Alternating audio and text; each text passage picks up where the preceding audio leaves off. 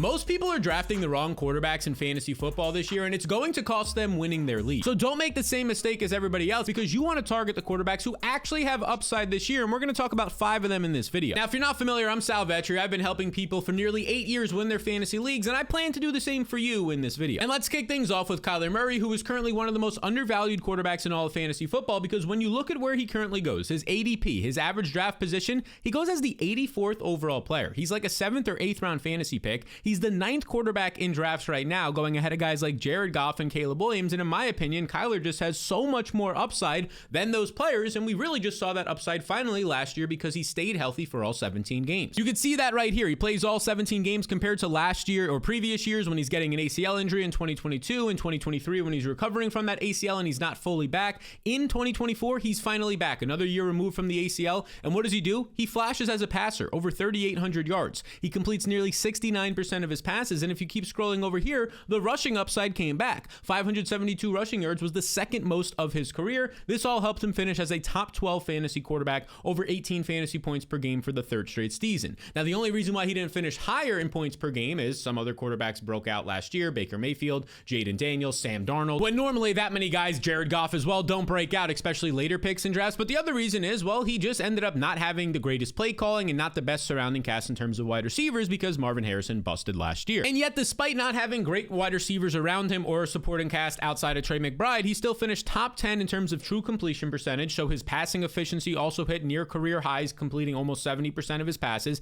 And his expected points added, his EPA, this is an efficiency metric overall for quarterbacks. It kind of takes into account a bunch of different things, but he was a top 10 quarterback in that. And again, that's just as a passer last year. He looked good despite Marvin Harrison busting and not doing anything. But as a rusher, he finally looked good once again. Another year removed from that 2022 ACL multi-ligament meniscus tear injury as well, and in 2023 it limited him. Well, last year it didn't. He had 572 rushing yards, top 5 amongst quarterbacks. That's 33 per game, and he also scored 5 rushing touchdowns, 7th most. So this is a guy who last year everything started to click and come together. And we know that Kyler Murray has that top 5 upside, that league-winning upside, thanks to his mobility, because we saw it early in his career. The quarterback 3, the quarterback 4, the quarterback 7 in 3 of his first 4 years. Even in 2023, when he was limited for half the games, he still finished as a top 10 quarterback. Again, last year he finished QB 12 overall. If he had like 1 or 2 more overall touchdowns, just 1 more touchdown, that's how close it was, he would have finished as like a top 7 quarterback again. So everything for Kyler was quietly clicking last year. The biggest one was the health. And now he's another year removed from that ACL, so that's what's different heading into this year. I think we're going to get even more rushing upside because it worked last year for that offense. And if we look at the top 10 overall, or just the overall top offenses in terms of projected points this year from Hayden Winks, this is via Vegas prop lines, team total lines right now, you can see that Arizona ranks top 10 in the NFL, right next to Philadelphia, right next to Washington and Kansas City and Detroit. 23.6 points per game is what they're projected for. So this is expected to be a good offense this year with Kyler Murray being at the helm of that. I think that means a lot of points for him and this team. Now, the funny thing is, if you look at the actual surrounding cast, really not much has changed here. You talk about the backfield, it's the same backfield as last year, reliable while he's been healthy, and he was healthy last year. James Conner and Trey Benson, who was a rookie last year. Okay, so that's the running backs. Let's now go back to the wide receiver room, and it's just the same unit here. It's Marvin Harrison, who we hope is going to be used better this year entering year 2. It's Michael Wilson entering year 3, who's been an okay like 2nd or 3rd option. Everybody else here is like the same. Greg Dortch is still on this team. Trey McBride, one of the best tight ends in football, if not the best, up there as a top 3 pass catcher. If he starts to find the end zone, could easily finish as the tight end 1 overall in fantasy. So they're just rinse and repeating everything here. They're just banking on another year in this system, especially the big one here is for Marvin Harrison, that they could take another step forward. So like right now, when I see Kyler Murray going as the 84th overall player in round 7 or 8 of drafts, I would just much rather have him than a guy who goes 25 picks before in fantasy drafts in Baker Mayfield. And I get it. Baker Mayfield was amazing last year, but so many things have changed. Chris Godwin might not start the season healthy. He might start the year on PUP. Tristan Wirfs, one of the best players not only on the Bucs, but in the entire NFL, their offensive lineman, he might start the year on the PUP list. This team also lost Liam Cohen, and I get it. They've lost back-to-back offensive coordinators and have still been good, but how much can you actually keep that up, right? This is the concern overall for Baker, and when it comes to Kyler, he just has that cheat code mobile upside. I want him instead. And I also want Jalen Hurts this year, especially if you can land him in round 4, and very rarely he falls to round 5, but I think he's still interesting there, especially when you see he goes in drafts right now as the 41st overall player. You know who goes before him in drafts overall on average? Joe Burrow currently goes as the 34th overall player. Joe Burrow has now been steamed up in a lot of leagues to the 3rd round of fantasy drafts ahead of Jalen Hurts. And even if he doesn't, he normally goes right next to Jalen Hurts in round 4 in some other leagues as well. And I think that's a massive, a crazy mistake when it comes to fantasy football. Because even in a quote unquote down year last year for Jalen Hurts, what did he do? Oh, he finished 6th overall in fantasy points per game. game. Oh, he scored 21 fantasy points, just like he did the year before when he was the quarterback 2 overall, but it was a down year, right? Because he only threw 18 touchdowns compared to 23 and 22 the years before that. Because he only ran for 630 yards instead of 760 like a couple years ago. But you know what was the same? Still had 14 touchdowns, right? Still commanded a bunch of touchdowns. The only difference in general for the Eagles offense, they became even more run heavy because Saquon Barkley was putting up a historic season and they were just blowing teams out in the second half and the fourth quarter. But let's not get it twisted because Jalen Hurts' ceiling is still the QB1 overall in fantasy. Since 2022, as you can see from this tweet from Dynasty Dad on Twitter, he ranks first in the NFL amongst all quarterbacks in fantasy points per game rushing, almost 10 per game, third in rushing yards, and first in rushing touchdowns. That's insane. Okay, we know he's a great mobile passer or mobile runner, but also as a passer, he ranks number 1 in deep ball efficiency downfield since 2022, believe it or not. Okay, let's get some more stats in here. Ryan Heath, a great follow over on Twitter. Fantasy points per dropback. This is a very predictive stat for quarterbacks in general in fantasy. Okay, who's at the top of the list here? A lot of the names since 2022 you would expect. Lamar Jackson, though, is there. Jalen Hurts, number 2, basically neck and neck. 0.69 fantasy points per dropback and 0.68. Well, Lamar Jackson right now, if we're talking about fantasy football, he's currently going 22nd overall, Jalen Hurts 41st overall. So Lamar Jackson since 2022 has virtually been, for fantasy football on a per dropback basis, the same player as Jalen Hurts, but now he's going 20 picks earlier in drafts. And let's pull up that stat once again here, because let's see who's not on this list, right? The top 6 names, you would expect some of these names. Josh Allen, Justin Fields, thanks to his mobility, Jaden Daniels, Brock Purdy might be a surprise to you. You know who's not on this list and he barely cracks into the top 10? Oh yeah, Joe Burrow. Joe Burrow, who currently goes ahead of Jalen Hurts in more than 50% of drafts right now. Again, I think this is a massive mistake, because even in a season last year where the Philadelphia Eagles just did not pass the ball, Jalen Hurts was still putting up over 21 fantasy points a game. In fact, the Eagles ranked 29th in passing yards, 32nd in passing attempts, and 31st in completions. And that led to the disappointing year for Jalen Hurts, finishing 6th overall in fantasy scoring at the quarterback position. But you know what the crazy thing is? They ran 621 times last year, 70 more than any other team. And other teams in NFL history who run at least 600 times in a year, we saw it with the 2010 Jets and the 2020 Ravens. The next season, they end up dropping off massively, right? They end up dropping off by like 70 to 100 rush attempts and pass the ball naturally more, about 50 to 60 times per game. So if you're going to tell me, or 50 to 60 times total for the year, not per game, that's like 4 or 5 times per game. If Jalen Hurts starts throwing even just 3 more times per game, everything's going to increase because he's still going to get those rushing touchdowns and the rushing yards. And we really should emphasize how good he is as a rusher, even in seasons when he's kind of been banged up, because people might forget that Hurts has led all quarterbacks in rushing TDs the last couple of years, including last year when he ended up having 14 rushing touchdowns with the tush push, which is not outlawed, so he's going to continue to get that as well, the 14 rushing touchdowns. He was number 1 as well last year, and he has been over the last 3 years in red zone carries, 47. Again, a lot of these right at the goal line. Over 3 red zone carries per game, and it feels like every single one of those is at the 1-inch line for a tush push when you watch the highlights. But he's not just the rusher. That's where people get things confused. He's also been an extremely efficient passer. He actually ranks over the past couple of seasons top 5 in these categories: yards per attempt, true completion percentage, and fantasy points per dropback. I don't have to tell you that we know he has elite pass catchers in Devonta Smith and AJ Brown, one of the best duos in the NFL. Dallas Goedert is still there. They have probably the best offensive line in football as well. If we look at the fantasy or the overall football from Football Insights, their composite on offensive lines for preseason rankings, right? You can see all the way up in the top right, number 1, the Philadelphia Eagles, where they were probably a number 1 or 2 unit last year, right next to the Detroit Lions. They're number 1 once again. And as mentioned, there's not going to be any changes to the tush push rule. So he's going to get to continue to tush push for 1-yard touchdowns again this year. And as much as I don't want to just like crap on Joe Burrow, because he's great in real life, he'll probably put up 4,500 yards and a bunch of passing touchdowns and look good once again and be an MVP candidate. From a fantasy perspective, when he's going in the 3rd to 4th round of fantasy drafts, he basically has to throw 4,500 yards and nearly 40 touchdowns to pay it off, because this guy just does not run the ball. As you can see right here, he doesn't run the ball at all. Just 11.8 yards per game, 34th in the NFL. In terms of his total rushing yards last year, 201 yards is probably a high season for him, right? You're talking about Jalen Hurts, who can triple this. Jalen Hurts, who had 7 times as many rushing touchdowns than Joe Burrow, who had 2 last year. And again, 2 might be like the ceiling for Joe Burrow. Just the passing volume last year of like 5,000 passing yards and 40 plus touchdowns, it's hard to replicate. If there's anybody who can do it in their offense with a bad defense and the playmakers that the Bengals have, it is Joe Burrow, but it's just hard to expect that to automatically happen again. Especially if we pull up that same offensive line chart, let's see where the Bengals fall on this list. Oh, the 2nd worst unit in the league. And you can like argue, oh no, they're not the 2nd worst. They're down there with the Texans, definitely the Seahawks. I would argue the Dolphins and the Giants as definitely being in that bottom 5 tier overall. So that's a concern when you head into this year again with a terrible overall offensive line. Then you want to talk about the points that they're projected for. It's not like they're projected for anything massively different than the Philadelphia Eagles. The Eagles are projected for 23.8 points per game. The Bengals are projected for 23.2. So technically the Eagles are projected to score like an extra 15 points total this year. In general, it's very close. It's nitpicking, but there's similar offenses that we're talking about, and Hurts is the more mobile passer with similar, or mobile quarterback, not passer, but also a quality passer, and they have similar weapons. Like, they have two great wide receivers each. So when the comparison starts to come between these quote-unquote elite quarterbacks, I only consider the elite quarterbacks these top four.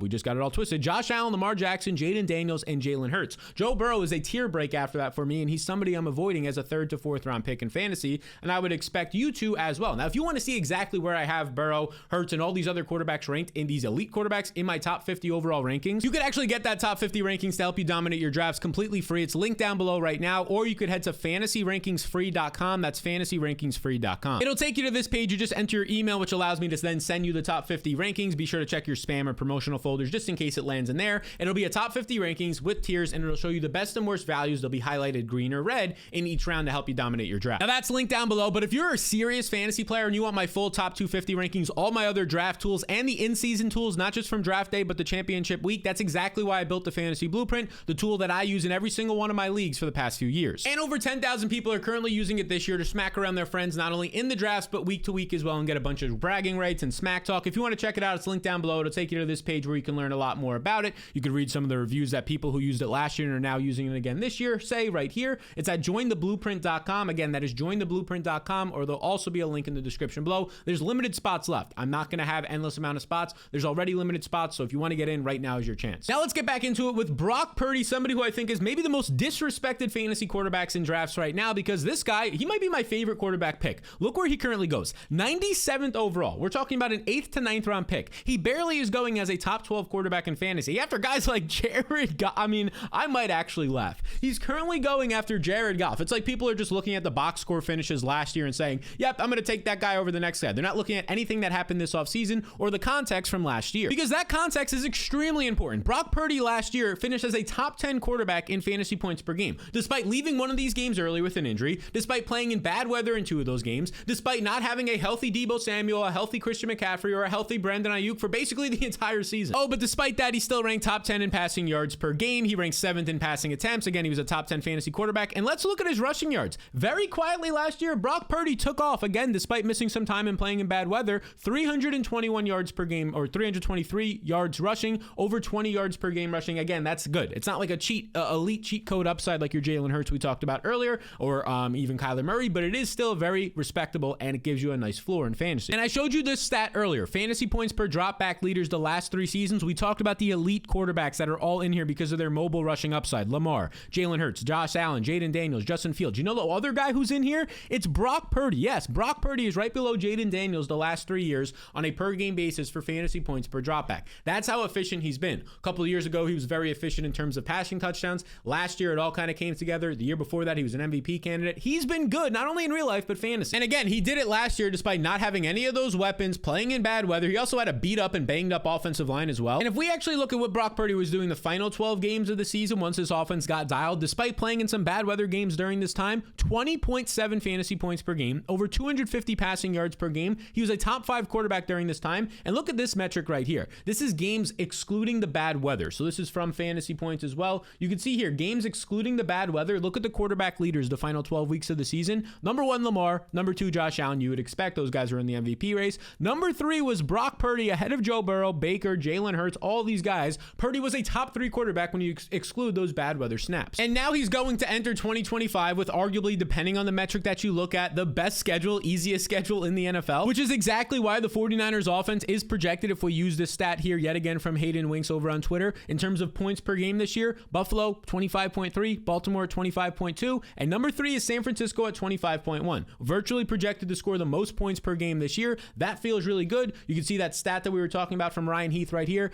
Brock Purdy draws a top 3, the 3rd easiest quarterback schedule in terms of his data in 2023. That feels really good. Your offense is supposed to projected to score a lot more points. They're getting back some weapons. Christian McCaffrey, eventually Brandon Ayuk this year, and an easy schedule feels good. So yeah, when I compare that to, I can't even imagine people taking Jared Goff over guys like Brock Purdy this year. It just feels insane. First off, the guy's not mobile at all. And I mean at all. 0 rushing touchdowns, 3.3 rushing yards per game. You want to know what that totals to? 56 rushing yards. I mean, Brock Purdy is not an elite mobile rusher, but he could actually have 56 rushing yards in a game this year alone. But it's not only that for Jared Goff. He lost Ben Johnson Johnson, which is massive, and the offensive line is about to get much worse. Kevin Zeitler is gone. Frank Ragnow retired. They already have guys during training camp on the PUP list. This offensive line is going to go from maybe the best in the NFL to probably like middle of the pack, 10th overall, maybe even 15th overall, and that's a massive drop-off when your team has relied on the run game and that offensive line. Your offensive coordinator's gone, and now maybe the best piece of your offense, which has been the line, is getting worse. And just in general, Jared Goff's due for massive regression. Last year, he had his career highs in terms of like passing yards, definitely completion percentage at 72%. The guy threw for 37 passing touchdowns, right? All these were career highs. He finished as the quarterback 7 in fantasy, despite his expected fantasy points was supposed to be like the quarterback 21. So he's already due for massive regression. And then you take the floor out from under him in terms of offensive line protection and your offensive coordinator, who's been great and is now coaching your rival, the Bears. Yeah, it doesn't feel great. So when I see Brock Purdy right now go 97th overall, like this is my top target. If I'm in round 8 late in the drafts, or maybe even round 9 he falls to, I love getting Brock Purdy because I think he has top 5 quarterback upside. We literally saw that the final 12 games of last year, including bad weather. You take out the bad weather, he was a top 3 quarterback, and Jared Goff is currently going like a round before him in fantasy drafts. Massive mistake. And I also think this next quarterback situation is a pretty big mistake as well, because I want to be taking Drake May where he currently goes in fantasy drafts, and you can get him at a pretty cheap price point. He actually goes after that tier of guys we were talking about earlier, like Brock Purdy, the 112th overall player. This means Drake May is like a 10th round pick. You want to know who goes before him right now? A round before him is Justin Herbert, 103rd overall. Again, real life, not fantasy. Real life, Justin Herbert, yeah, I'd rather have him over Drake May. They're kind of comparable when Drake May was coming out in terms of like their comparisons and their play style and their body type. But just in general, I'd rather have Justin Herbert in real life. But this year, I want Drake May in fantasy. And I get it, that sounds crazy, but very quietly from week 6 on last year, if you take out his one game where he just came in for a couple of snaps, so over his final 12 starts, this dude as a rookie in like the worst situation ever averaged 17.5 fantasy points per game,